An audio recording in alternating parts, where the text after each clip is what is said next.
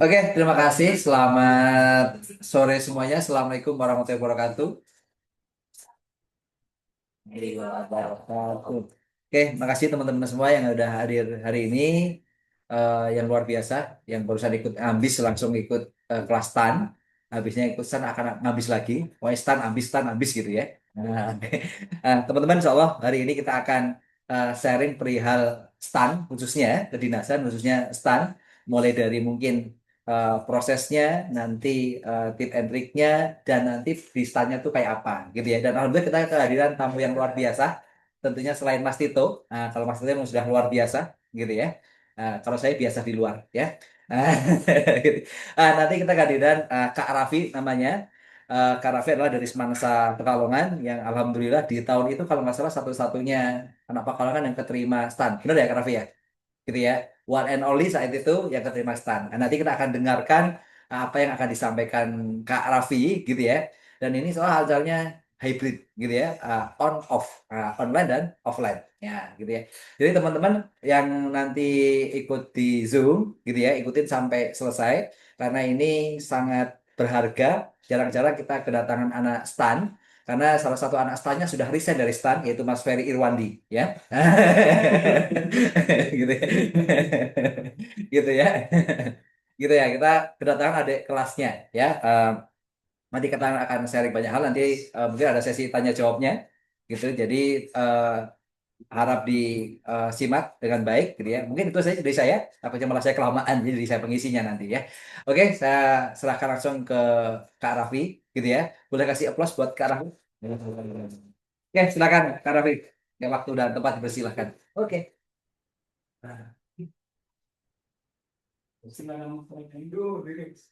Boleh pilih, mau duduk boleh, mau berdiri boleh, tapi sekarang berdiri dulu aja dan kelihatan ekranya.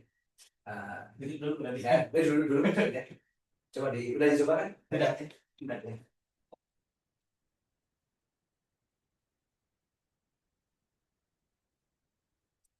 Mas Raffi, ya kan? Itu. Mas. Kamu pernah dulu berdiri. Berdiri nggak ada apa-apa. Duduk kan. Ya. Eh, Assalamualaikum warahmatullahi wabarakatuh. Waalaikumsalam warahmatullahi wabarakatuh. Mungkin sebelum kita masuk ke materinya atau sharing session ya, aku mau kenalan terlebih dahulu. Kenalin, namaku Raffi Ahmad. Kalian bisa panggil aku Raffi. Aku alumni SMA 1 Palongan, angkatan tahun 2024. Artinya aku baru kuliah setahun. Dan sekarang aku kuliah di Politeknik Keuangan Negara STAN. Prodiku itu Manajemen Keuangan Negara. Nah, mungkin PT-nya Mas Raffi.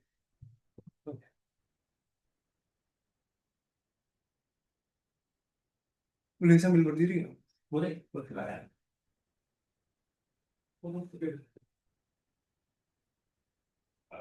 Oke. Ini judulnya college life. Jadi aku bakalan lebih banyak sharing tentang kehidupan, gimana sih kehidupan mahasiswa PKS Tanto yang katanya nggak bisa tidur, terus makan opsional, terus ya gitu-gitu lah rumor yang gitu di masyarakat. Oke. Nah ini gitu aku saat ini aku di PKS Tanto ikut 4 organisasi. Pertama ada marching band kita dan raksa. Ini tuh kayak drum band gitu loh. Jadi di stand juga ada drum band. Terus yang kedua ada Masjid Baitul Mal. Ini tuh kayak organisasi keagamaan Islam di PKNSA. Kalau di Semansa tuh kayak ini Rama gitu. Terus ada Canon. Canon tuh organisasi badminton olahraga gitu. Terus kalau STTC itu tenis meja. Nah hobiku tuh nonton film. Jadi sekarang tuh udah seminggu sih sebenarnya aku lagi libur 3 semester dan ini waktu yang tepat buatku uh, mengimplementasikan hobiku karena kalau udah masuk kuliah itu benar-benar nggak ada waktu lagi buat nonton film. Jangan kan nonton film, scroll TikTok aja udah susah ya karena tugasnya banyak. Kayak mungkin giliran aku segini terus. Nah, pertama tuh aku mau ngasih gambaran umum ya tentang teknik keuangan negara STAN. Mungkin teman-teman juga udah ada sedikit tahu lah tentang STAN itu apa. Aku di sini mau ngasih tambahan sedikit. Jadi STAN itu lokasinya di Jalan Bintaro Utama, Sektor 5, Bintaro Jaya, Tangerang Selatan, Banten. Nah, ini aku mau ngelurusin juga nih. Banyak orang yang kiranya STAN itu ada di Jakarta gitu kan. Nah, padahal STAN itu nggak di Jakarta, STAN itu di Tangerang Selatan. Nah, ini juga aku baru tahu waktu kelas 12 sih. Dulu aku ngiranya juga STAN itu ada di Jakarta gitu. Ya, jadi PTN STAN merupakan perguruan tinggi kedinasan yang berada di bawah naungan Badan Pendidikan dan Pelatihan Keuangan Kementerian Keuangan Republik Indonesia yang menyelenggarakan pendidikan di bidang program studi keuangan, khususnya keuangan negara. Jadi perguruan tinggi itu nggak cuma negeri sama swasta, tapi ada satu lagi nih, PTK atau perguruan tinggi kedinasan. Nah, STAN itu ikutnya PTK. Nah, dia tuh berada di bawah dinaungi langsung oleh BPPK atau Badan Pendidikan dan Pelatihan Keuangan. Itu kayak unit salah satu unit yang dimiliki oleh Kementerian Keuangan Republik Indonesia. Nah, BPPK tuh kayak Pusdiklat gitu. Pusdiklat tuh kayak Pusat Pendidikan dan Pelatihan Keuangannya milik Kemenkeu.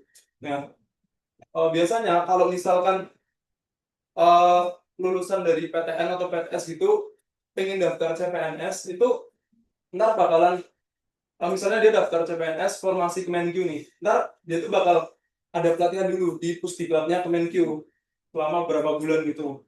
Nah, STAN ini juga udah mengalami transformasi berapa kali. Kalau sekarang kan namanya PKN STAN nih, itu udah 10 tahun. Jadi per tanggal 15 Juli 2015 tuh namanya jadi PKN STAN. Sebelum itu namanya cuma STAN gitu, nggak ada PKN-nya.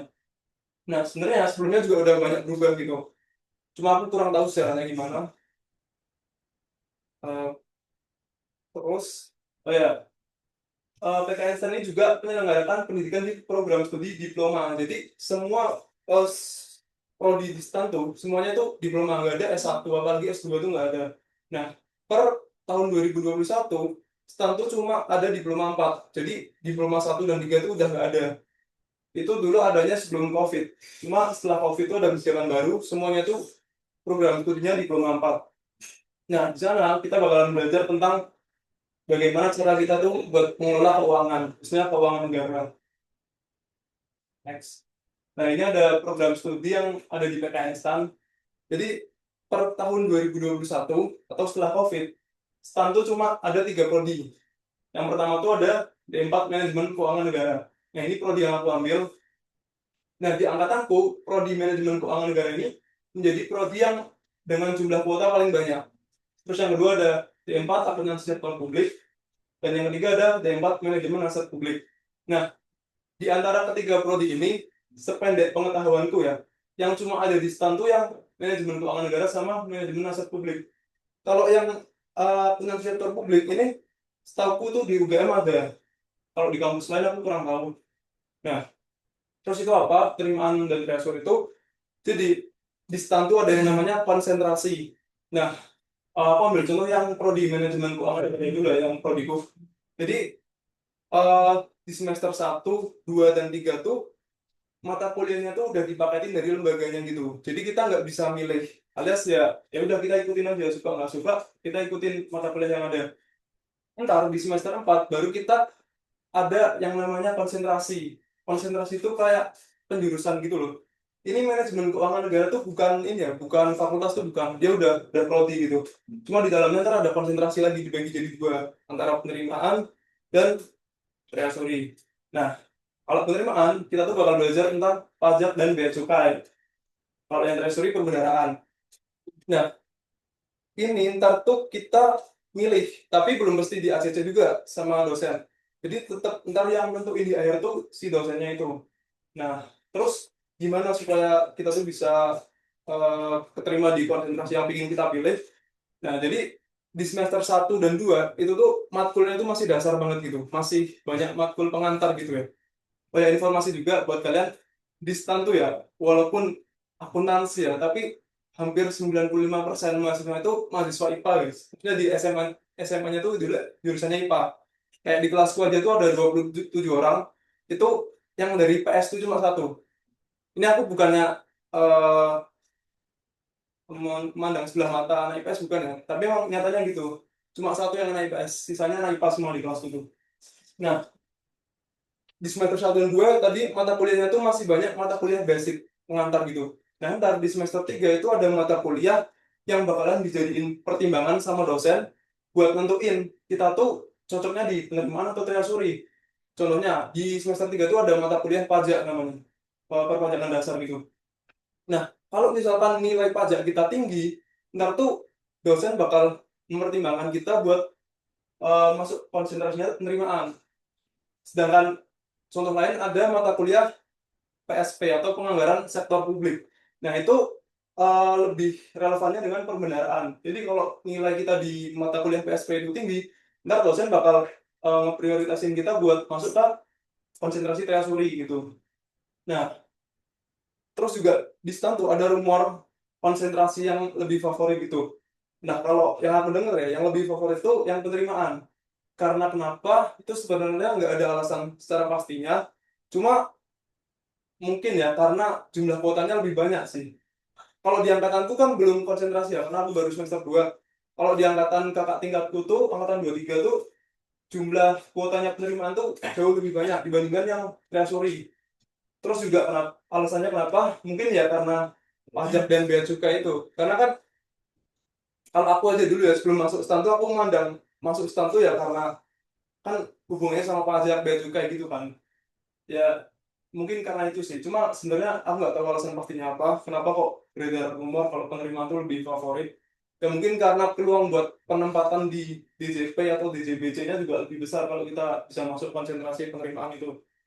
Nah, kenapa kok DJP atau DJBC favorit? Ya karena tokennya gede gitu aja. Jadi secara keseluruhan ntar gajinya jauh lebih gede dibandingkan unit yang lain. Terus yang kedua ada prodi D4 akuntansi sektor publik. Nah, ini konsentrasinya ada tiga. Nah, cuma aku nggak tahu secara pastinya di dalamnya bakal belajar apa, karena aku dari MKN jadi aku nggak terlalu banyak ngerti lah tentang ASP ini. Terus ada audit, pengawal P3N, dan sistem informasi. Terus yang ketiga juga sama, aku nggak terlalu ngerti juga karena bukan prodiku. D4 dengan administrasi publik itu ada MPAS, penilai bisnis dan properti, dan lelang. Nah, yang membedakan di antara manajemen keuangan negara ini dan MAP dan ASP, kalau MKN ini ntar konsentrasinya kan tadi di semester 4 ya. Nah, kalau yang MAP sama ASP, ntar tuh kita ambil konsentrasinya di semester 5. Nah, untuk alasannya kenapa, aku juga nggak tahu. Itu memang udah dari lembaga. Eh, Terus ada informasi juga kalau, oh ya kan, STAN itu mulai ada D4 tuh mulai tahun 2021 ya. Jadi sebelum COVID tuh nggak ada D4, tuh adanya D1 sama D3. Nah, per tahun 2021 itu udah mulai ada D4. Jadi angkatan 21 tuh menjadi alumni D4 pertama yang bakal lulus nih tahun ini, tahun 2025 ini. Nah, aku dengar dari kakak tingkatku ya, katanya yang prodi MAP ini, yang dari konsentrasi lelang itu bakalan fix semuanya penempatan di Kementerian Keuangan. Makanya di prodi MAP yang jadi konsentrasi favorit ini konsentrasi yang lelang ini. Karena semua mahasiswa yang ambil konsentrasi lelang itu bakal penempatan di Kementerian Keuangan. Nah, itu juga masih spekulasi sih. Aku belum ngerti juga apakah itu pasti benar enggak. Karena emang kuliah di STAN tuh banyak banget rumor yang beredar dan nggak tahu itu benar atau enggak. Karena cuma katanya gitu. Nah, ini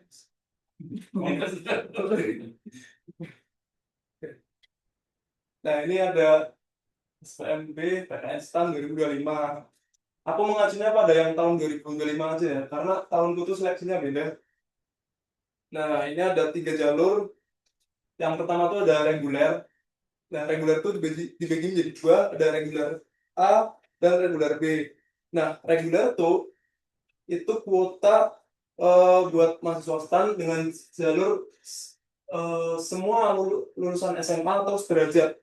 Nah, bedanya yang A sama B itu apa? Kalau yang B itu ada syaratnya. dia itu wajib menjadi finalis lomba bedah data APBD atau Olimpiade APBN yang diadakan oleh Kementerian Keuangan. Nah, ntar bedanya apa? Ntar waktu di seleksi lanjutan satu tuh yang regular B ini lebih dapat privilege. Ntar eh, di next selanjutnya ada. Nah, kalau yang kedua itu ada jalur afirmasi kewilayahan. Ini tuh sama semua lulusan SMA atau sederajat. Bedanya syaratnya tuh dia harus dari wilayah yang ditetapkan sebagai wilayah afirmasi. Nah, wilayah afirmasi itu apa? Wilayah afirmasi itu lingkupnya kabupaten atau kota. Tapi kabupaten atau kota tuh kota tersebut dianggap masih tertinggal di sebuah provinsi yang nggak harus tertinggal. Maksudnya tuh, jadi ada kabupaten atau kota nih di sebuah provinsi. Dia tuh kabupaten atau kotanya itu tertinggal, tapi dia nggak harus berada di wilayah yang tertinggal gitu loh. Kayak misal di Provinsi Jawa Tengah, kan nggak semua kabupaten kotanya maju semua, kan ada yang tertinggal gitu. Nah, itu namanya wilayah afirmasi kewilayahan. Nah, tapi emang kebanyakan sih dari kabupaten atau kota tersebut berada di provinsi di Indonesia Timur sih. Kayak contohnya ini, Maluku, Maluku Utara, NTT, Papua. Nah, habis itu yang terakhir ada jalur pembibitan. Yang ini tuh jalur kerjasama antara daerah dengan PKN STAN. Jadi daerahnya tuh lingkupnya sama kabupaten atau kota gitu kerjasama sama PKN STAN dengan cara menggelontorkan APBD dari daerah tersebut buat menyekolahkan anak-anak dari daerah tersebut untuk sekolah di PKN STAN. Nah, ini ntar saingannya ya dari daerah itu sendiri. Kayak misalnya ini ada contohnya Kebumen. Jadi lulusan SMA yang dari Kebumen tuh kalau misalkan mau daftar STAN, dia ada dua pilihan nih. Dia mau ambil jalur reguler atau pembibitan, itu bebas. Nah, kalau dia ambil jalur reguler, ntar dia saingannya sama seluruh mahasiswa seluruh lulusan SMA dari Indonesia. Dan kalau dia ambilnya jalur pembibitan, itu dia bakal saingannya ya dari Kebumen itu sendiri. Jadi saingannya ya dalam kota itu sendiri yang bakal jadi saingan. Nah, terus kalau kayak gitu berarti lebih mudah dong? Ya enggak juga, karena kuotanya juga dikit. Jadi pembibitan nih, ntar ada kuotanya sendiri per kota gitu. Nah, jadi ya nggak gampang juga, tetap susah. Terus bedanya lagi apa? Kalau yang reguler sama afirmasi kewilayahan ini, dia ntar setelah lulus bakal penempatannya tuh di seluruh Indonesia gitu. Sedangkan yang pembibitan, dia bakalan balik ke daerahnya masing-masing. Kayak misal tadi, ada anak dari Kebumen, dia sekolah di STAN 4 tahun. Dia udah dibiayai dari pemerintahnya Kabupaten Kebumen buat sekolah di STAN. Ntar pas dia lulus, dia kerjanya ya pasti di Kebumen. Gak mungkin dia di apalagi di Papua gitu, nggak mungkin. Dia pasti balik lagi ke Kebumen. Nah, itu yang membedakan. Nah, kalau gitu berarti eh gajinya beda dong sama yang penempatan di Menq, apalagi Menq pusat tuh. Ya, ya emang beda. Cuma sebenarnya ya kalau menurutku nggak apple to apple gitu. Karena kalau misalkan ada orang penempatan di Kemenq nih, emang gajinya lebih besar. Cuma kan beban kerjanya juga jauh lebih berat daripada dia yang penempatan di daerahnya. Dia walaupun secara gaji emang lebih kecil, cuma beban kerjanya tuh nggak seberat yang penempatan di Kemenq. Jadi ada uang tapi ada beban juga, jadi ya sebenarnya nggak apple to apple kalau mau dibandingin kayak gitu. Oke, next. Nah, ini ada SPMB PKN STAN tahun 2025. Nah, ini tuh beda ya sama tahunku. Kalau di tahunku tuh yang pertama tetap sama, ada seleksi administrasi.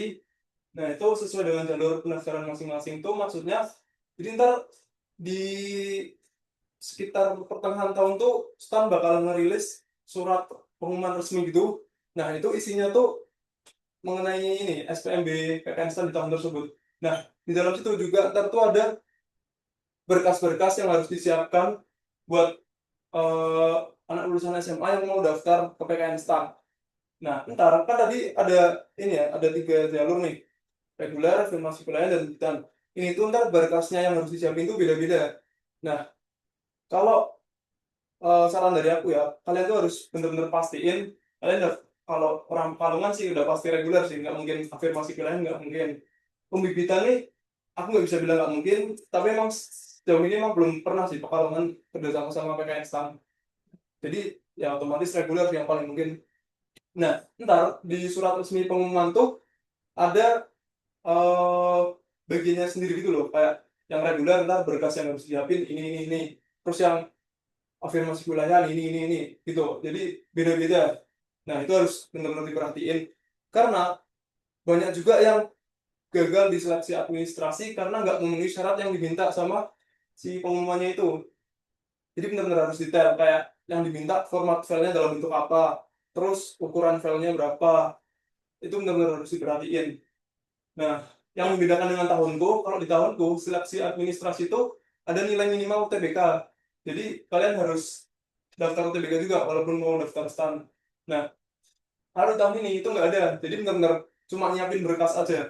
Nah, walaupun nggak gitu, tetap harus tadi harus detail, harus memperhatikan detailnya gitu, biar lolos ke tahap selanjutnya. Nah, terus setelah lolos administrasi, yang selanjutnya itu ada SKD atau seleksi kompetensi dasar. Nah, ini tuh ntar waktunya 100 menit, 3 kali formasi itu gimana maksudnya? Jadi, contohnya, tahun ini kan kuota STAN 500 nih. Nah, yang daftar STAN tahun itu sekitar 45.000. Sekitar 45.000. Nah, kan dia kan otomatis pertama kan seleksi administrasi dulu tuh. Nah, ntar yang berhak buat ikut SKD itu nggak ada batasnya. Jadi ini tuh nggak ada batasnya nih. Kalau misal 45.000 ini memenuhi semua berkas syarat-syaratnya, ya ntar 45.000 ini tuh berhak buat ikut SKD semua. Nah, tapi ntar setelah 45.000 itu ikut SKD di sini, ntar yang buat lolos ke seleksi dan satu itu ini baru disaring. Jadi kan kuotanya 500 nih. Ntar eh, yang lolos dari SKD ke seleksi dan satu itu cuma 3 kalinya ini, 3 kali kuotanya. Cuma 1.500. Jadi misalnya di 45.000 orang ikut SKD nih, ntar yang diambil itu cuma 1.500 dengan skor tertinggi. Nah, ini tentunya ya beda-beda tiap tahun. Yang jelas sejauh ini ya itu selalu 3 kali formasi gitu. Kalau misalkan kuotanya 1.000 ya berarti ntar yang lolos dari SKD ke seleksi dan satu ntar ada 3.000 gitu. Nah, SKD itu ada 3 tes. Yang pertama tes wawasan kebangsaan itu ada 30 soal. Tes wawasan kebangsaan tuh isinya ya kalau SMA tuh kayak PKN gitulah. Cuma emang nggak segampang PKN sih. Nggak, kan kalau ibaratnya kalau SMA tuh ngerjain PKN nggak belajar aja kan pasti bisa kan, pasti kelihatan banget kan. Ada 5 opsi nih. Yang 4 positif, yang satu negatif kan udah pasti kelihatan jawabannya apa. Nah kalau di SKD ini ya berdasarkan pengalamanku itu ini 5 opsi ini positif semua guys. Jadi nggak, kita nggak bisa kalau nggak belajar terus ngerjain TWK ini fix ini sih kemungkinan besar tetap salah sih. Karena yang udah belajar mati-matian, yang udah try out pun masih tetap gagal tuh gara-gara TWK. Dan FDI juga banyak teman-temanku yang di angkatanku yang daftar STAN itu gagal cuma gara-gara TWK-nya jelek. Jadi TIU sama TKP-nya tuh bagus. Karena emang ini nggak terlalu susah nih kalau belajar. Tapi kalau yang TWK nih, ini emang agak outlier gitu. Jadi emang semua tuh kebanyakan gagalnya di TWK. TWK-nya rendah gitu.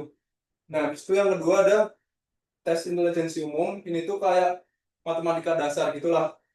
Nggak sesusah ini kok, nggak sesusah PK kalau di UTBK. Apalagi PM tuh nggak susah itu sih. Bener dasar banget. Terus terakhir ada tes karakteristik pribadi. Nah, ini tuh pertanyaan soal lebih ke pendapat gitu sih. Jadi ada kasus, ntar penyelesaiannya gimana. Nah, ntar ada 5 opsi nih. Ada 5 opsi. Opsi A, B, C, D itu ntar ada nilainya semua. Kalau yang bagian TKP ini. eh Nilainya itu 1 sampai 5. Nah, jadi diusahain buat kita tuh bisa milih opsi yang nilainya 5. Karena kalau misal kita jawabnya salah-salah nih, terus cuma pakai feeling, nggak belajar materinya, karena kita yakin paling dari 5 opsi ini kan semua ada nilainya, nggak ada yang mau. Ya, tapi kalau kita dapat poin yang satu kan rugi juga kan. Kita kehilangan 4 poin di satu nomor. Nah, di SKD ini, kalau tips dari aku ya, kemarin tuh aku ngerjain dari TKP dulu. Jadi ntar 100 menit tuh 3 subtes ini tuh udah langsung ditampilin semua gitu. Nggak yang kayak, oh berarti TWK dulu nih. TWK harus selesai baru ntar TIU baru muncul. Soalnya itu enggak. Jadi 3 subtes ini langsung ngumpul semua, langsung kebuka semua. Nah kalau aku ngerjainnya itu TKP dulu. Kenapa kayak gitu? Ya karena TKP ini dari 5 opsi itu dia ada nilainya semua. Jadi aku usahain buat ngerjain TKP karena aku maksimalin benar buat cari yang opsi yang poinnya 5 itu. Nah, habis itu aku yang kedua itu pilih yang nomor 2 alias TIU. Kenapa kayak gitu? Karena TIU ini agak mudah ya kalau menurutku, karena kebetulan aku juga suka matematika, jadi nggak terlalu beban lah bagiku TIU. Nah, yang terakhir aku kerjain TWK. Karena apa? Karena aku tadi udah maksimalin di TKP dan TIU. Nah, yang terakhirnya aku agak main gambling itu. Karena memang TWK ini ada yang bilang juga TWK itu adalah maut, dan itu memang benar. Aku TWK ini nggak terlalu peduliin karena ya udah gambling aja. Ya walaupun gitu aku tetap tetap harus ini sih, harus belajar materinya supaya gamblingnya tuh tetap bener lah kalau bisa. Nah, habis itu lanjut nih dari 1000, kan tadi yang ikut SKD 1.500 ya, 1.500. Ntar yang yang ikut SKD 45.000, yang lolos tadi 1.500 nih. Yang 1.500 tuh dia bakalan eh 1.500 yang lolos FKD bakal lanjut ke seleksi lanjutan satu. Nah, di seleksi lanjutan satu itu ntar yang diambil cuma 1,5 kali formasi. Jadi 1,5 dari 500 berarti 750 ya, 750. Nah, yang bakalan lolos ke seleksi lanjutan 2. Jadi tadi 1.500 nih, dia ikut lanjutan satu kan. Nah, habis itu di lanjutan satu itu ada 3 subtes. Yang pertama TPA. TPA itu tes potensial kan. Oh ya, di seleksi lanjutan satu bagian TPA sama TB ini di tahunku nggak ada. Jadi ini baru di tahun 2025. Ya sebenarnya ini tuh udah ada sih di tahun sebelum COVID, tahun 19 itu udah ada. Cuma semenjak COVID, terus tahun 2021 sampai tahunku, tahun 24, ini TPA sama TPI udah nggak ada. Nah, ini tahun 25 ini baru diadain lagi. Nah, TPA tuh ada 3. Yang pertama, numerik. Numerik tuh kurang lebih sama kayak TIU, matematika dasar gitulah. Terus kalau figural tuh soal gambar-gambar gitu. Kayak, kayak contohnya tuh gini.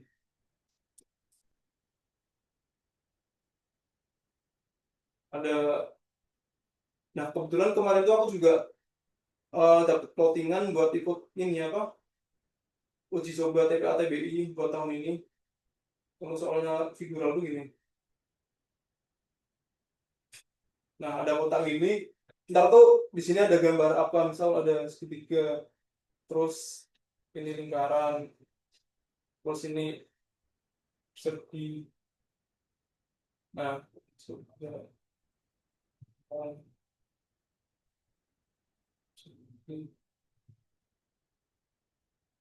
nah ntar ada satu yang kosong gitu loh. Nah, ada yang satu yang kosong nih. Nah, ntar polanya tuh apa yang masuk di kotak ini tuh yang nyambung tuh apa gitu.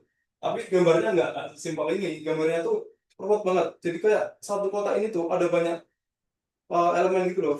Kayak misalnya ini ada titik, ada bintang, banyak banget, pokoknya rame gitulah. Nah, ntar ada satu yang kosong, yang kita tuh harus tentu ini yang paling cocok tuh yang mana. Nah, itu soal figural tuh gitu. Terus yang terakhir verbal. Kalau verbal nih kayak ini, kayak penawaran umum gitu. Jadi logika, tapi pakainya lebih banyak pakai kata-kata gitu, bukan pakai eh, angka.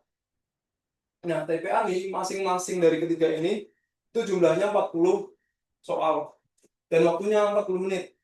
Jadi numerik itu 40 soal, waktunya 40 menit. Satu soal 1 menit. Figural dan verbal juga sama kayak gitu. Dan yang bedanya seleksi lanjutan satu dari SKD itu, kalau yang seleksi lanjutan satu, contohnya TPA, dia tuh harus ngerjain. Misal yang pertama buka nomor ini ya, numerik dulu. Itu kebuka tuh soalnya selama 40 menit. Misal kalian udah selesai 30 menit udah selesai nih, terus kalian mau lanjut ke figural, nah itu nggak bisa. Itu kalian harus nungguin 40 menit selesai buat lanjut ke yang figural ini. Sama yang figural juga sama, terus verbal juga sama. Nah, kalau urutan pengerjaannya gimana, apakah numerik dulu atau figural dulu atau verbal dulu, itu aku nggak tahu karena di tahunku nggak ada ini tes TPA. Terus yang kedua ada TBI. TBI itu cuma ada 2. Yang pertama, structure and written expression itu 20 soal, 13 menit. Jadi satu soal kurang dari 1 menit. Ini tuh kayak ini loh, rumus-rumus gitu. Kayak misalnya I read atau I read, ada S-nya enggak. Itu contoh simpelnya gitu. Pokoknya tentang struktur dalam bahasa Inggris lah. Kayak tenses gitu. Yang kedua itu ada reading comprehension. Ini tuh kalau di UTBK kayak literasi bahasa Inggris. Jadi ntar ada bacaan panjang. Nah itu biasanya satu bacaan tuh buat 5 nomor gitu. Nah dan juga kemarin aku waktu uji coba tes TBI di kampus tuh. Ini tuh yang bagian reading comprehension tuh grammarnya tuh benar-benar asing banget gitu loh. Enggak, bukan grammar yang familiar kayak bahasa Inggris di SMA tuh bukan. Jadi emang harus banyak ini sih, banyak baca-baca literatur bahasa Inggris sih supaya paham sama isi bacaannya. Karena kalau misalkan kita nggak paham bacaannya, itu satu bacaan buat 5 nomor nih. Kita nggak paham bacaannya, ya 5 nomor itu kita bakalan bingung, bakalan apa feeling doang mainnya. Nah itu ntar ada 30 soal, 33 menit. Ini walaupun satu soal lebih dari 1 menit, tetap lebih susah ya daripada structure. Kalau structure kan soalnya singkat gitu ya. Nah, terus sama di TB ini juga dia harus nungguin, misalnya ini yang structure ya, dia harus nungguin 13 menit dulu selesai, baru dia bakalan lanjut ke yang reading comprehension. Nah, terus yang terakhir ada tes psikologi. Nah, ini tadi kan apa jalur reguler itu kan ada reguler A sama reguler B ya. Nah, yang B ini privilege-nya apa? Ntar di bagian ini, di bagian seleksi lanjutan satu yang daftarnya lewat reguler apa jalur reguler B atau dia pernah jadi finalis lomba data APBD, dia tuh ntar waktu di seleksi lanjutan satu dia cuma ngerjain tes psikologi nih, jadi dia nggak perlu ngerjain TPA dan TBI itu. Nah jadi emang enak banget sih karena TPA TBI ini benar-benar salah satu seleksi intinya lah yang benar-benar nyaring banget. Nah, nah tes psikologinya apa? Ini aku nggak bisa ngasih tahu karena emang ada fakta integritas dari lembaga yang melarang mahasiswa PKN buat nge-share tes psikologi ke masyarakat luar. Jadi aku mohon maaf nggak bisa ngasih tahu yang tes psikologi. Tapi mungkin teman-teman bisa cari di Google sih tes psikologi itu ngapain aja. Itu macamnya ada banyak banget. Dan yang keluar sih ntar cuma salah satu sih waktu tes tuh.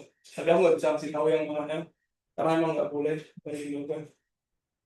Nah udah tadi dari 750 orang yang ikut eh, seleksi lanjutan satu, ntar yang bakal lanjut buat seleksi lanjutan dua tuh cuma eh enggak 750 berarti yang lolos seleksi lanjutan dua. Ntar yang bakal keambil lagi itu cuma 1,1 dari 500, berarti 550 ya. Ya, jadi dari 750 yang ikut ini, ntar yang lolos ke sini ke seleksi lanjutan dua tuh cuma 550. Berarti ada 200 yang gugur tuh. Nah, seleksi lanjutan dua tuh ada dua. Yang pertama tes kesehatan, itu ntar ini dalam 1 hari sih dua tes ini tuh. Kalau tes kesehatan tuh beda-beda tiap daerah. Kalau aku di Jogja ya kemarin tuh aku cuma dites luarnya aja, maksudnya nggak sampai disuruh buka pakaian tuh nggak. Tapi ada juga temanku yang dari Palembang, di BDK Palembang sana, katanya bener-bener disuruh lepas semua pakaian gitu. Itu bener-bener dicek semua kayak tes akpol gitu. Cuma kalau di Jogja alhamdulillah enggak sih. Nah itu ntar ada tes tinggi berat badan. Sebenarnya stang tuh nggak ada yang minimal tingginya berapa terus beratnya berapa, tuh nggak ada. Cuma ini tuh bakal ngaruh gitu loh, ngaruh secara nggak langsung lah. Ibaratnya mungkin yang kalau yang TBBB aku nggak terlalu ngerti. Kalau yang mata lah contohnya, kan stang juga nggak ada maksimal minus gitu ya. Nah tapi katanya juga ya secara nggak langsung tuh kalau misal kita minusnya gede gitu ntar bakal ngurangin nilai gitu loh. Cuma itu nggak disampaikan secara langsung benar atau enggaknya, masih kayak spekulasi gitu. Karena kebetulan aku juga minus itu juga lumayan gede, aku -3, jadi ya nggak tahu juga sih benar atau enggak itu infonya. Nah, dan lainnya ditentukan oleh panitia. Ini tuh karena tiap BDK tuh bisa beda-beda. Jadi ada selain TB, BB, tekanan darah, dan virus mata, ada tes lain yang beda-beda tiap lokasi tes. Nah, setelah tes kesehatan selesai, ntar tuh kalau kita memenuhi standar kesehatan yang diminta, ntar kita bakal diizinin buat ikut tes kebugaran. Nah, tes kebugaran tuh ada 4. Yang pertama, lari 12 menit, mengelilingi lapangan. Terus yang kedua ada push up, sit up, dan shotoran. Nah, kalau eh, yang seleksi lanjutan 2, ini tuh sistemnya siapa yang datang duluan, siapa yang tes duluan gitu. Jadi di pengumumannya tuh cuma nentuin harinya hari apa, nggak ada jamnya jam berapa. Sedangkan yang lain itu ada, yang SKD itu ada, TPA TB juga ada. Tapi kalau yang ini itu nggak ada.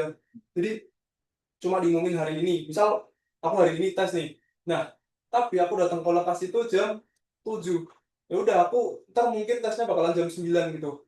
Sedangkan ada temen-temenku yang lain yang datangnya itu habis subuh. Nah, dia yang bakalan tes pertama.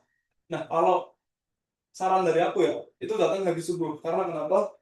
Karena ini tes lari, push up, sit up itu kan capek ya satu orang.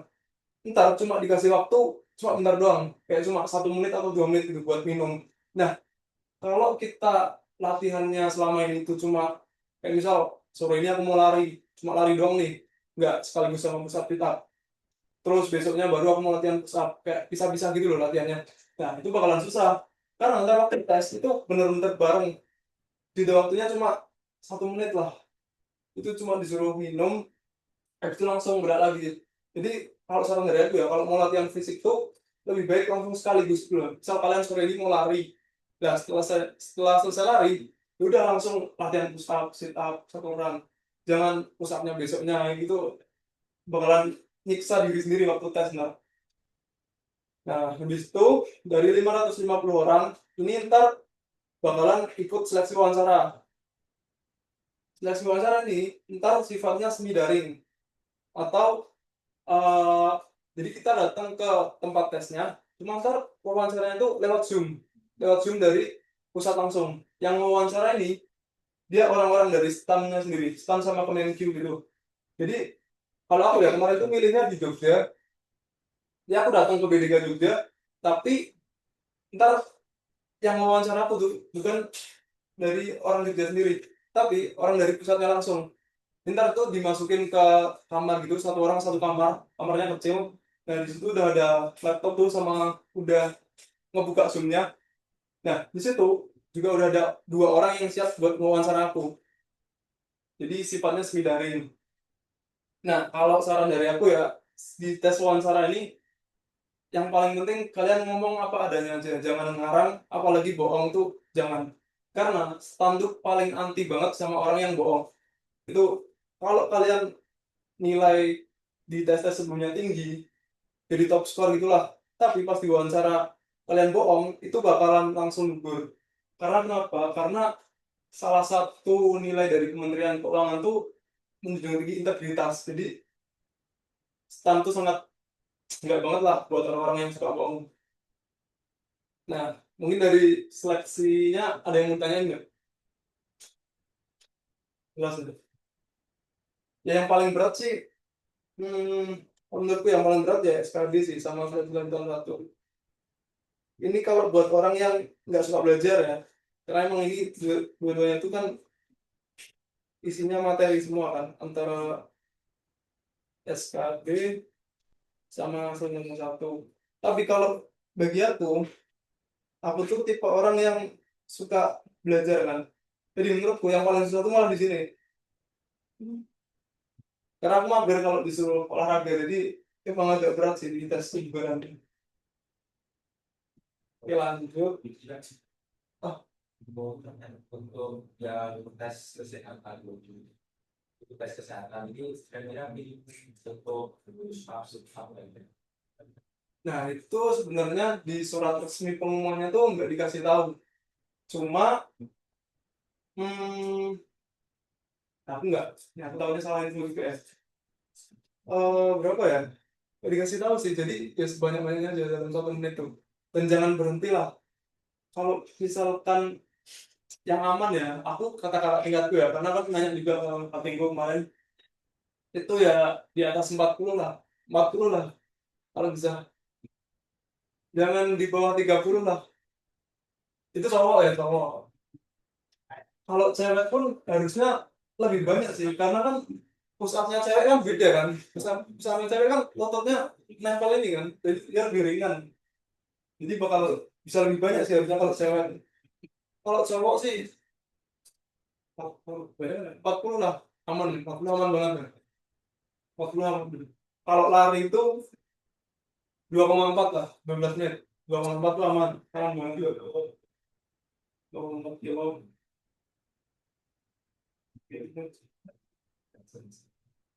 Ini ada timeline MBB Einstein tahun ini. Jadi kalau kita mau oh ya bentar, ini kaitannya sama eh, nah kalau di tahunku tuh dia tuh yang beda tuh di sini, di seleksi 91 ini nggak ada, di bagian TKTB ini nggak ada, cuma tes psikologi. Nah, terus juga di administrasi ini kan cuma nyiapin berkas ya kalau tahun ini. Kalau tahunku dulu ada syarat minimal nilai UTBK gitu, jadi aku harus ikut UTBK. Nah, kalau berdasarkan pengalamanku ikut programnya Nitron ya, yang ngebantu banget tuh waktu di seleksi administrasi, karena di sini kan ada nilai minimal UTBK nih. Nah, banyak juga temanku tuh yang ngeremehin kayak nilai minimal UTBK-nya kan berapa sih? Ah, cuma 600, gampang dong, nggak usah belajar dong. Nyatanya di tahunku tuh paling banyak guru tuh di seleksi administrasi. Jadi di tahunku tuh yang daftar 38 ribuan, yang lolos ke SKD itu cuma 9 ribuan. Artinya sebanyak 29 ribu orang ini nggak memenuhi nilai minimal UTBK. Dan aku yakin banget ini orang-orang yang ngeremehin nilai UTBK-nya STAN. Kayak cuma 600 ya gampang. Nyatanya mereka pada gugur nih. Mereka nggak bisa dapat skor 600 di UTBK. Nah, kalau saran dariku ya belajar UTBK ya. Ya karena tahun ini udah nggak ada UTBK lagi. Aku nggak tahu ya. Kalian kelas 12 atau 11? 12. Jadi tahun 26. Aku nggak tahu tahun depan bakalan ada UTBK atau enggak. Cuma ya ada atau enggaknya menurutku tetap siapin aja sih buat ambil cadangan. Karena kalau misalkan kan STAN ini kan pendaftarannya agak mundur gitu ya. Dia baru buka tuh kemarin sekitar Juni. Itu pun baru pengumuman resmi keluar dari lembaga gitu. Sedangkan bahkan sampai per hari ini itu masih seleksi nih, masih per hari ini itu masih ini ada di timeline-nya tuh. Tanggal 13 nih. Masih di sini nih, berarti masih nunggu buat ini kan pengumuman hasil SNM 91. Sedangkan anak-anak PTN sama PTS ini udah mulai kuliah kan. Bayangin, ntar mulai kuliahnya aja kalau STAN tuh November nih. Ntar kita mulai kuliah, anak PTN sama PTS sudah UTS nih kayak. Makanya kalau menurutku tetap siapin UTBK walaupun STAN udah nggak pakai nilai UTBK karena buat dapetin cadangan PTN. Karena kalau misalkan kita nekat daftar STAN dengan pendaftarnya yang banyak banget dan kuotanya yang dikit, dengan orang-orang yang daftar tuh nggak cuma dari angkatan kalian, tuh banyak banget temanku tuh banyak banget yang angkatan-angkatan sebelumnya gitu loh, kayak dia tuh ada yang gap year, terus ada yang sebelumnya daftar STAN tapi gagal, terus percobaan kedua itu banyak banget. Malah hitungannya aku tuh di sana inilah, kalau di SMA tuh aku kan aku 2005 ya, di angkatanku tuh 2005 itu kan hitungannya agak agak tua gitu. Aku malah di STAN ini sekarang jadi kelihatan muda karena banyak teman-temanku tuh yang dari angkatan-angkatan sebelumnya gitu yang udah kuliah semester 5 atau bahkan ada semester 2. Jadi tetap ikut UTBK. Nah, saranku karena kalian udah kelas 12, mungkin itu kan masih ada program minggu nggak ya? Masih di sekarang. Program ambis namanya. Ya. Nah, itu menurutku kalian join aja program ambisnya Nitron.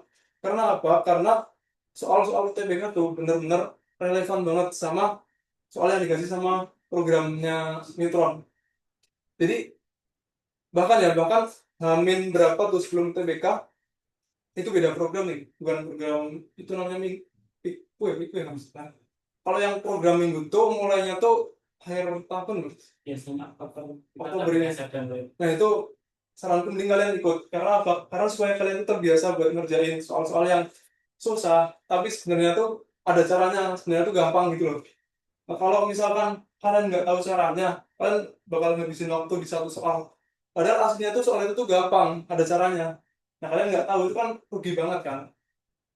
Nah sedangkan nanti kalau kalian ikut program yang Neutron, program ambis itu ntar kalian bakalan di drilling soal dan bakalan mabok soal lah pokoknya, bakalan dikasih soal terus. Nah itu juga soalnya tuh relevan gitu loh, sesuai sama yang keluar di tes aslinya. Ya walaupun soalnya nggak sama tapi at least kan bentuk soalnya sama, jadi waktu ngerjain tuh nggak usah mikir, tinggal kita tuh eksekusi gitu, nggak usah bingung gimana cara ngerjainnya. Nah terus juga eh, kata Mas Tito tahun itu bakal ada program intensif kedinasan Afghanistan ya Mas.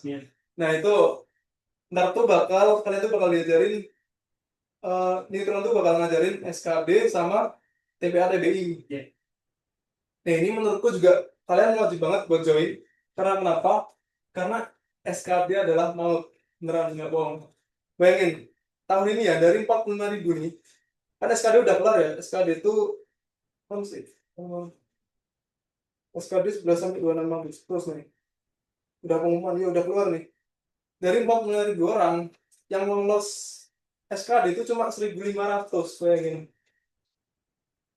Dan tahun ini ya itu minimal skornya 445, dan 445 pun nggak semuanya lolos, ada yang nggak lolos karena kalau oh ya sistem penilaiannya SKD itu ntar kalau ada nilai yang sama nih, misal gini, eh,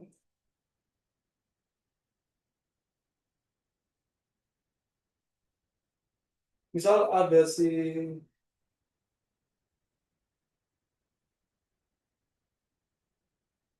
si A sama si B, ini skornya sama-sama 445 gini. Nah mereka ini misal kuotanya stan tuh tadi yang lolos SKD berapa sih, 1.500 ya. Terus, nah ini tuh ada di peringkat 1.500, ini ada di 1.501. Nah, ini yang keambil yang lolos tuh yang A, karena si B tuh walaupun sama-sama 445, ntar yang dilihat dulu tuh nilai ininya.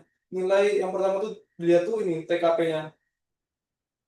Nah, ini kasusnya misal si B ini nilai TKP-nya tuh lebih rendah dari si A. Makanya yang diambil tetap si A. Walaupun dua-duanya udah di ujung kuota nih, udah hampir gagal semua kan. Tapi yang diambil si A karena TKP-nya lebih tinggi daripada si B. Nah, terus kalau misalkan TKP-nya nilainya sama gimana? Ntar yang dilihat tuh TIU-nya. Jadi misal TKP-nya sama, terus gimana nih nentuin yang lolos si A atau si B? Dilihat TIU-nya si A sama si B ini tinggi mana? Kalau misalkan tinggi si A, yang diambil si A. Yang terakhir, kalau misal si A sama si B, TKP-nya sama, TIU-nya sama, terakhir ya yang dilihat TWK-nya. Nah itu kenapa alasanku juga ngerjain TWK di akhir, karena TWK itu dilihatnya di akhir gitu. Yang paling dilihat itu tetap TKP. Jadi usahain banget TKP ini skornya dimaksimalin. Nah, karena kalau kasusnya kayak gini gimana nih? Nyesel banget gak sih? Maksudnya skornya udah sama, tapi gara-gara kalah TKP doang, kita jadi nggak lolos. Nah, aku kedua ngerjain TIU. Nah, karena setelah TKP yang dilihat TIU. Dan terakhir TWK. Karena itu benar-benar udah gambling aja lah kalau aku ya. Karena emang benar-benar maut sih TWK. Nah, terus ini timeline-nya. Hmm, ada yang mau ditanyain nggak ya? Ya, tanya bebas.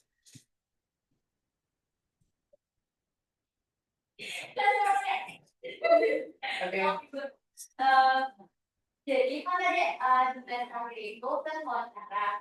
Nah, para itu kayak ada belajar buat apa ya kok kayak nyari lagi sih buat wawancara. Karena kalau kita udah ketemu sama pengujinya itu biasanya kan grogi kayak jadi ngebrand gitu. Nah, para itu dulu gimana sih? Pas banget nih. Ini informasi juga ya guys. Jadi dulu aku waktu SMA tuh benar-benar nolep, aku nggak ikut organisasi. Jadi gimana coba mau diwawancara sama orang yang dari stan langsung, gimana nggak grogi kan? Grogi banget, deg-degan banget. Bahkan aku makan aja nggak nafsu tuh, saking deg-degannya. Karena aku nggak biasa ngomong di depan orang gitu kan. Nah, kalau caranya gimana? eh Kalau aku tuh latihan ngomong gitu loh di depan laptop. Jadi aku nyalain laptop, terus aku buka kamera gitu. Ntar aku latihan sama orang tua aku biasanya. Jadi orang tua aku tuh coba ngasih pertanyaan, ntar aku coba jawab dengan gaya formal gitu. Nah, itu aku lakuin setelah dinyatakan lolos seleksi tahun 2. Jadi kalau yang SKD terus TPA TBI psikologi itu udah harus disiapin dari jauh-jauh hari. Cuma kalau yang ini juga yang kesehatan liburan ini juga harus disiapin jauh-jauh hari. Kalau yang wawancara ini aku nyiapinnya setelah ketiga-tiga ini lolos. Empat ini, empat dari awal. Setelah empat-empatnya lolos, aku baru nyiapin ini. Dan itu cuma waktunya cuma sekitar 12 minggu itu dari seleksi tahun 2 ke wawancara. Jadi aku latihan itu sih latihan ngomong sama orang tua aku, kayak latihan ngejawab pertanyaan dengan formal gitu. Dan waktu tes sih apa ya, nekat aja sih, nekat aja. Yang penting sopan, terus juga jawab apa adanya, jangan melebih-lebihkan, jangan menjadi si paling lah. Tuh udah red flag banget sih, jangan jadi orang yang paling, si paling kayak perfeksionis gitu. Itu si pewawancaraan itu bakal sinis sih. Karena aku waktu tes kemarin, waktu tes wawancara juga, aku lihat mukanya yang wawancara itu benar-benar sinis banget mukanya, kayak nggak suka banget gitu loh. Nah, jadi usahakan buat sopan, yang penting sopan, terus ngomong apa adanya, dan yang paling penting jujur. Karena kalau kalian bohong sekali, itu bakal dicecer, dikejar terus, dan bakal ketahuan kalau kalian itu bohong. Jadi jangan sampai kalian bohong. Nah, mungkin kalau teman-teman di sini eh, waktu SMA udah biasa ikut organisasi, menurutku ya ini bakal jadi hal yang mudah sih wawancara. Karena ntar tuh nggak terlalu formal gitu. Bahkan yang wawancara tuh nyuruh aku buat jangan tegang, jawab ya udah jawab aja, nggak usah sini. Aku tuh di awal tuh jawabnya permisi Pak Bu izin menjawab. Nah kata yang wawancara tuh biar sopan kan gitu. Bahkan yang wawancara tuh sampai bilang nggak usah pakai permisi izin gitu, langsung jawab aja kayak ngobrol santai. Oh oke. Bahkan aku udah deg aku kan gitu kan. Sebenarnya sambil ngulur waktu juga sih, ngulur waktu. Karena katanya ya, tes wawancara itu juga semakin lama semakin baik. Ada juga yang tes wawancara itu cuma setengah jam. Itu nggak normal, karena normalnya tuh 1 jam. Nah, kenapa kok setengah jam udah di stop? Ya karena si pewawancara itu udah nggak mau lah. Oh ini nggak cocok nih masuk setengah ini. Karena mungkin kayak bicaranya kurang sopan, terus juga bohong, apalagi bohong itu udah langsung di stop tuh sama yang wawancara. Jadi kalau bisa wawancara tuh semakin lama semakin bagus. Itu sih mungkin ada lagi nggak nih?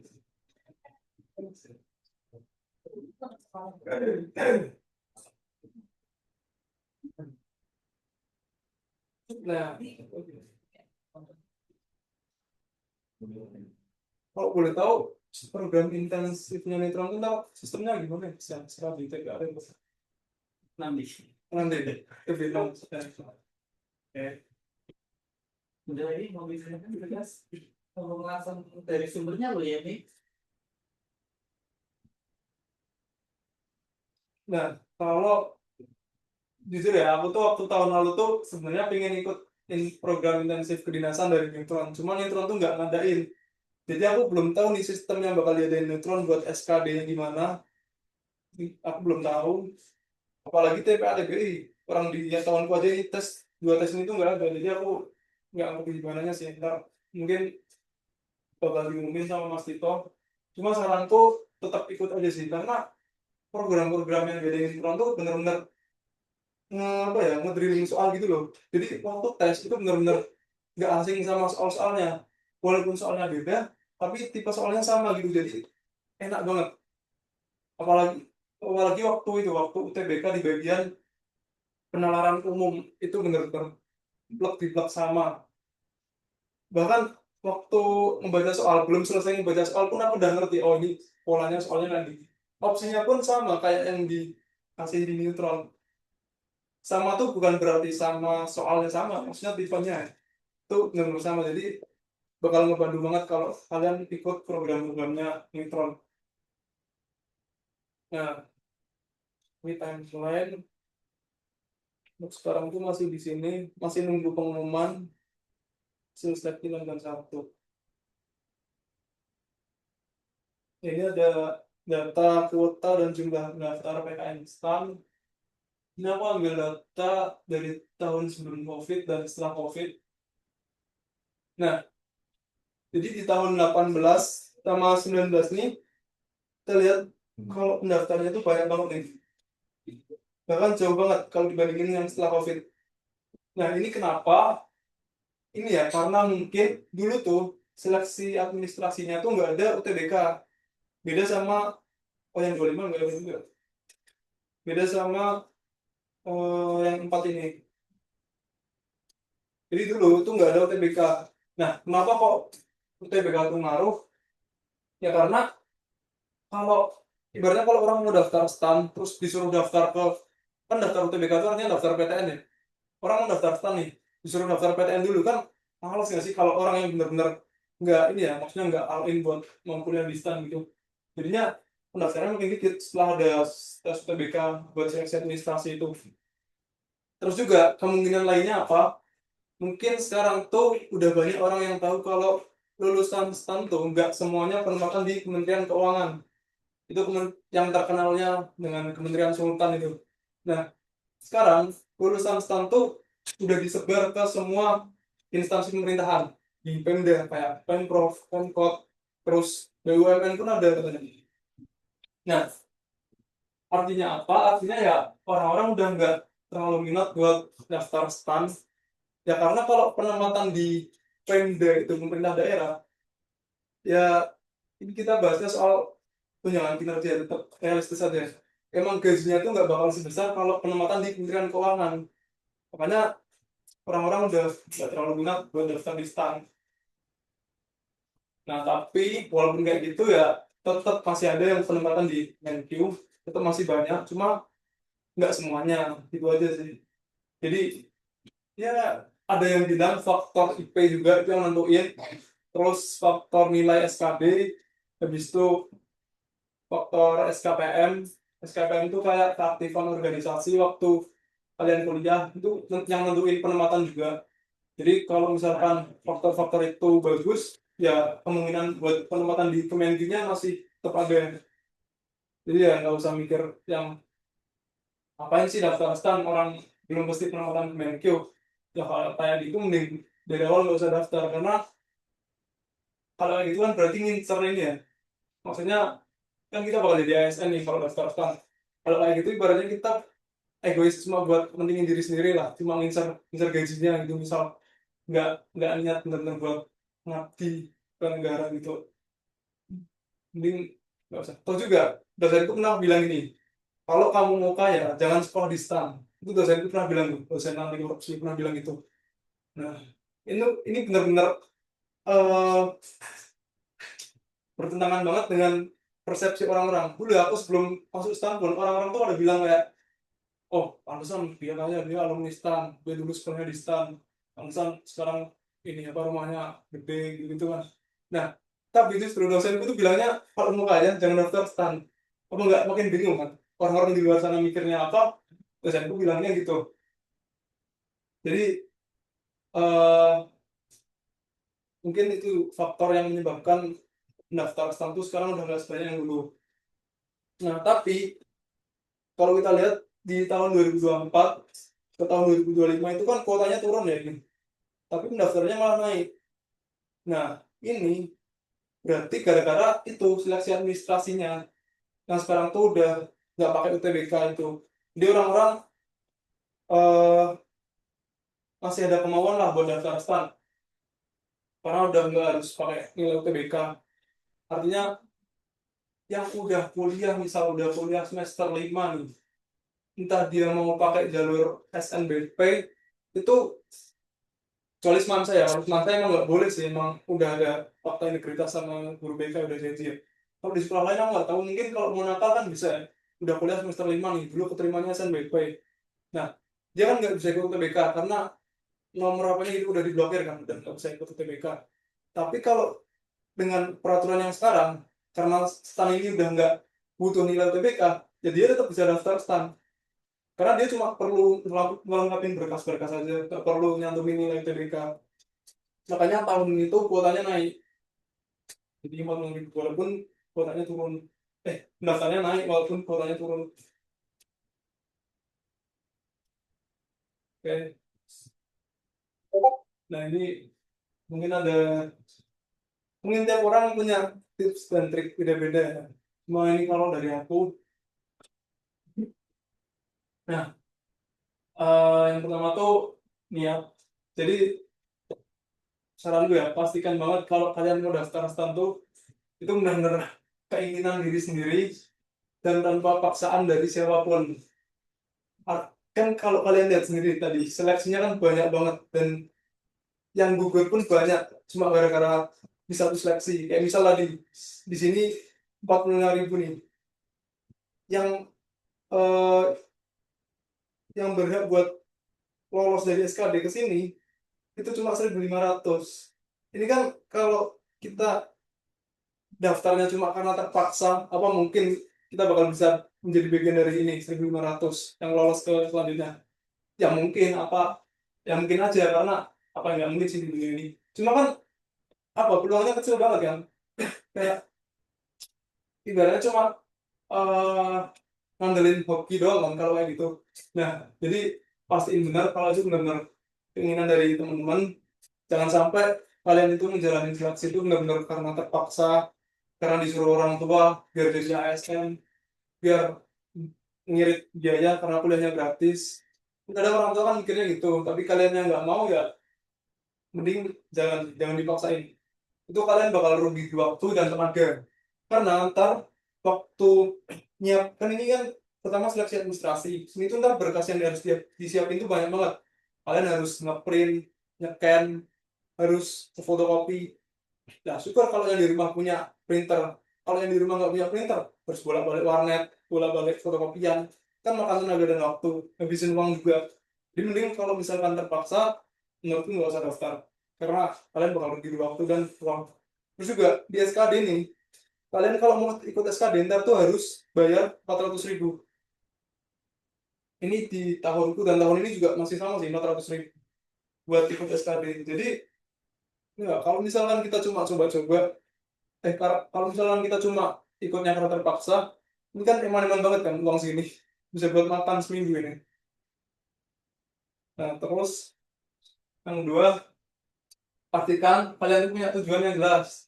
Alasan kalian mau daftar STAN itu apa? Nah, kalau ini tuh bebas sih, alasannya apapun tuh tetap bener di menurut pikiran kalian. Kayak misal kalian ingin daftar STAN biar keren dilihat pacar gitu, ya terserah, nggak ada yang salah juga kan. Mungkin karena pingin apa saingan sama mantan pacar, ya terserah. Mau ngalahin mantan gitu kan terserah, nggak ada yang salah kan. Kan semua punya alasan sendiri-sendiri gitu. Atau enggak alasan yang paling masuk akal, karena biayanya gratis, ngeringanin beban orang tua, terus ingin jaminan masa depan yang jelas, jaminan kerja yang jelas, nggak perlu cari kerja lagi ntar setelah lulus. Itu kan alasan yang ini ya kan, umum lah. Yang jelas kalian harus punya alasan supaya itu bisa ngedorong kalian waktu persiapan buat belajar. Kan kadang kalau belajar tuh kita males, capek gitu kan. Tapi kalau kalian punya alasan, punya motivasi gitu, ntar jadi ada yang ngedorong gitu loh. Kayak kalau misal kita mau berhenti nih, ntar enggak, gua ada alasan ini, jadi aku harus tetap lanjut. Kalau nggak bisa berhenti gitu. Terus yang ketiga, jangan jadikan PKN STAN sebagai second choice. Nah, ini penting banget. Karena di angkatanku ya, itu ada teman-temanku yang dia tuh minat buat daftar STAN. Cuma aku nggak tahu dia tuh jadiin PKN STAN sebagai pilihan utama atau second choice. Cuma ya, yang aku lihat memang anaknya itu nggak terlalu pingin. Karena apa? Karena kalau aku lihat dari kebiasaannya gitu loh, kayak di sekolah tuh masih sering males-malesan, terus eh dilihat dari paralelnya juga masih jauh lah. Nah, ini aku bukan ngeremehin, maksudnya tuh kayak semangat dia buat belajar tuh masih kurang gitu. Nah, aku ragu sih kalau orang-orang kayak gitu tuh emang bener-bener pengen daftar STAN tuh karena pilihan utamanya atau karena cuma jadiin cadangan gitu. Nah, kalau jadiin cadangan tuh menurutku bakalan susah. Karena apa? Karena berdasarkan pengalamanku, teman-temanku di STAN tuh banyak banget yang daftar STAN tuh nggak cuma percobaan pertama. Jadi ada tuh temanku yang udah semester 5 kuliah. Jadi ini tuh percobaan ketiga dia. Akhirnya dia berhasil. Nah, kita tuh kalau daftar dan saingannya sama orang-orang yang kayak gitu, yang orang-orang sebelumnya udah nyoba, terus karena gagal tahun depan nyoba lagi, yang benar-benar pengen masuk TAN. Nah, kalau kita cuma jadi instansi sebagai cadangan, ya mungkin masih ada peluang. Cuma kan balik lagi peluangnya kan kecil karena kita ngejalannya pun nggak bakalan semaksimal semaksimal seperti kita ngejar pilihan pertama kan. Jadi pastikan kalian itu masuk STAN ya karena emang itu pilihan utama, jangan jadiin cadangan. Terus yang terakhir, tujuan orang tua. Jadi ini juga karena kalian udah kelas 12 ya, menurutku kalian mulai konsultasi lah sama orang tua mau lanjut kuliah di mana, terus alasannya kenapa, orang tua setuju atau enggak. Karena kalau orang tua udah setuju, udah mendukung, itu bakalan apa ya, bakal diperlancar, dipermudah gitu loh jalannya. Kayak walaupun rumit, ntar ada aja jalannya gitu. Entah gimana caranya itu pasti ada aja jalannya kalau orang tua udah setuju. Jadi kalian harus obrolin sama orang tua. Kalau orang tua misalnya nggak setuju, nggak pengen anaknya jadi ASN nih, karena ntar apa ada peluang korupsi ntar di pemerintahan, di pemerintahan. Ya, ya udah ikutin aja, jangan inilah jangan kebanggang apa kata orang tua. Nah itu tadi niat, terus setelah niat kalian itu benar-benar udah mantap, terus ini bagian ikhtiarnya nih, jangan tanggung-tanggung. Jadi waktu ngejalanin semua seleksinya tuh kalian harus ngejalaninnya benar-benar dengan maksimal, jangan tanggung-tanggung. Ibaratnya sebelum seleksi deh, misal masih proses persiapan, misalnya belajar gitu, kalian belajar itu jangan tanggung-tanggung, kayak misal masih males terus pengen belajar, akhirnya belajarnya sambil males-malesan, nggak niat gitu, nggak benar-benar fokus. Nah, kalau kayak gitu bakalan susah karena yang ngejar stand tuh benar-benar orang-orang yang pengen masuk gitu loh. Ini berdasarkan temenku ya, pernah terima ya, itu benar-benar kayak bayangin, aku nggak bayangin sih, udah semester 5 udah mau lulus gitu, kayak rela ninggalin kampusnya buat ngulangin dari nol lagi buat keterima di STAN. Itu kan berarti mereka benar-benar usahanya nggak tanggung-tanggung. Jadi kalau misalnya kalian cuma tanggung-tanggung, kayak misal aku udah jam 10 udah ngantuk, udah mau tidur aja, ya kalian udah kalah dari awal kalau kayak gitu. Karena sampai sekarang pun ya, kan aku tinggal di asrama ya selama setahun kemarin itu, aku nggak ngerti lagi sih anak-anak STAN nih belajar pun ada yang sampai jam 3 sampai nggak tidur gitu. Bahkan aku nggak bisa, aku sampai sekarang mau kayak gitu pun nggak bisa. Aku tuh maksimal tuh jam 1 itu udah bener-bener udah nggak masuk lagi sih kalau aku. Nah tapi temen-temenku banyak yang kayak gitu. Nah jadi jangan tanggung-tanggung. Terus yang kedua, jangan terpengaruh omongan orang lain. Nah ini biasanya orang-orang yang ngeremehin instansi. Jadi pengalamanku ya kemarin tuh setelah aku terima tuh ada teman-teman orang tuaku yang bilang kayak, tapi kan sekarang stan udah nggak mesti di Kemenq gitu kan. Ya aku bodo amat, orang aku daftar stan emang karena aku suka, emang aku cinta sama stan, dan emang aku pengen ngeringanin beban orang tua juga. Jadi nggak usah mikirin omongan orang lain yang apa ya, bisa dibilang nggak suka lah ibaratnya orang-orang kayak gitu. Jadi nggak usah dengerin. Terus ini yang ketiga tuh ini sebenarnya agak aneh sih, jaga jarak dulu sama temen. Nah ini tuh berdasarkan pengalamanku, aku tuh bener-bener jadi orang yang individualis waktu nyiapin semua persiapan buat stan. Kayak temen ngejak main tuh selalu aku tolak. Terus misalkan temen ngejak nongkrong, itu aku selalu ada alasan aja. eh Misalkan aku karena lagi capek, lagi nggak punya uang, itu pasti aku selalu nolak ajakan temen-temen. Mungkin ya yang punya pacar yang mungkin itu bisa di itu sih, maksudnya break. Karena susah banget pengen bagi waktu antara sosialisasi sama orang terus buat nyiapin ini kan susah ya. Kalau begitu ya, kalau kalian bisa ngatur waktunya sih ya monggo. Kalau aku sih nggak bisa, jujur aku harus agak jaga jarak dulu sama teman-teman. Bahkan nggak cuma sama teman-teman, sama keluarga pun aku agak ini. Bahkan sama orang tua pun aku tuh, kalau misal orang tua ngejak ngobrol gitu ya, aku tuh lebih banyak diam, lebih banyak ngomong kayak bentar aku lagi ini, jangan diganggu. Itu beneran. Bahkan sama orang tua pun aku agak ini, agak jaga jarak, bener-bener mau fokus dulu sama diri sendiri. Terus jangan malu. Nah, jangan malu tuh contohnya gini. Biasanya kalau udah kelas 12 itu bakalan ditanya kan sama keluarga, apalagi kalau pas lebaran gitu. Ada yang nanya tuh, berarti kelas 12, kelas 12 ya? Belum terima ya. Kelas 12, mau kuliah di mana? Yang mungkin beberapa orang tuh ada yang malu kan, mau mau kuliah di STAN. Ntar takutnya ada yang ngira, apa sih ketinggian? Emang bisa terima di situ?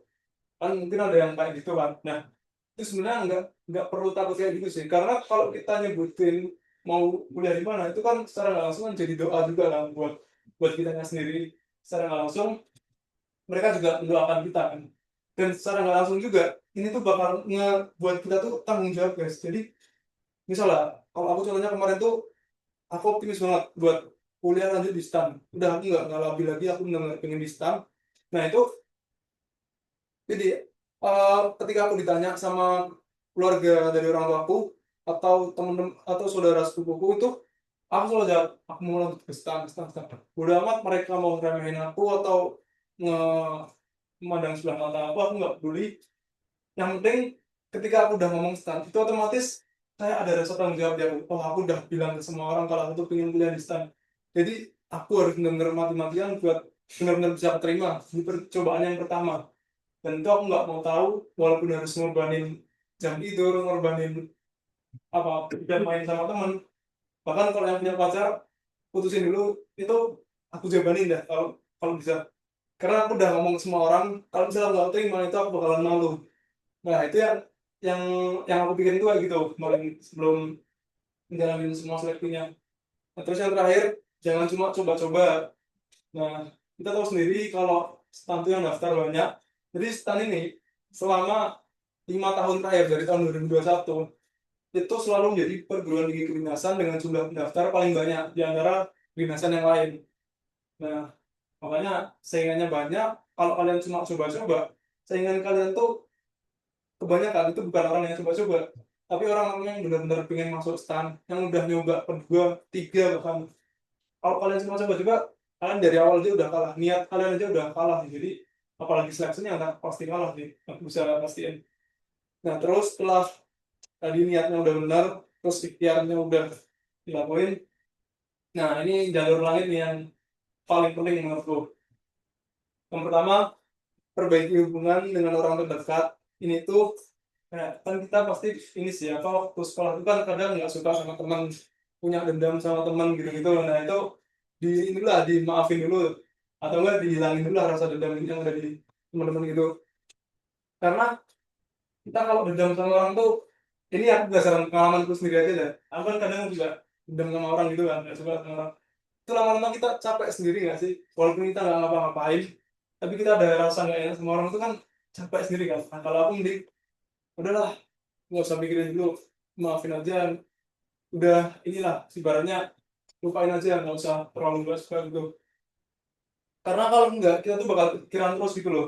Apalagi dia saingan kita nih, orang yang nggak suka sama kita. Nah, kalau misalkan kita juga nggak suka sama dia, ntar waktu selama belajar pun kita tuh selalu ada pikiran kayak, aduh ini kalau aku nggak lolos, dia bakal lebih ngehujat aku, dia bakal lebih ngeremehin aku.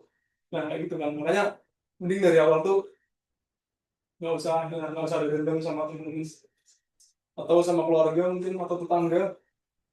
Terus yang kedua, rajin ibadah. Ini paling penting nih.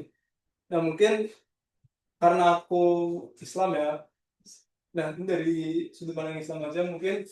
Kalau yang Islam tuh ibaratnya udah ini, misal udah azan gitu, udah azan ya kalian langsung sholat, jangan ditunda-tunda.